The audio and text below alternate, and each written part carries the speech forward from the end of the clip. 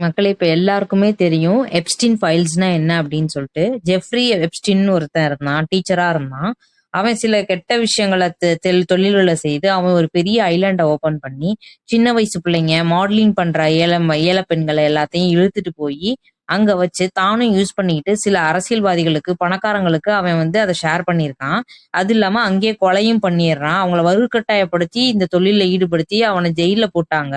அவன் இறந்ததா சொல்லியிருக்காங்க. இப்போ அவங்கள எல்லாமே வந்து அவங்க ஏழ்மையை யூஸ் பண்ணி அந்த பொண்ணுங்களை இழுத்துட்டு போய் அவன் அந்த பங்களால வச்சு அந்த பொண்ணுங்களை தப்பா யூஸ் பண்ணி தப்பான ஆளுங்களுக்கும் ஷேர் பண்ணியிருக்கான். பணக்காரங்களுக்கு அரசியல்வாதிகளுக்கும் ஷேர் பண்ணியிருக்கான். அதுக்கு ஒரு அவனோட லவ்வரும் கூட இருந்து உதவியா இருந்திருக்கிறாங்க. அவ பண்ணது எல்லாமே இவன் பண்ற எல்லாத்தையும் டாக்குமெண்ட் பண்ணி அதுல சில அரசியல்வாதிகள் பணக்காரங்க நாட்டு பிரமுகர்கள் பேரை வந்து குறிச்சு வச்சுட்டு போயிடுறான். அதுல நம்ம மோடி, எலான் மஸ்க், ட்ரம்ப், இது பில்கேட்ஸ் இந்த மாதிரி நிறைய ஒருத்தவங்களோட பேரும் அதுல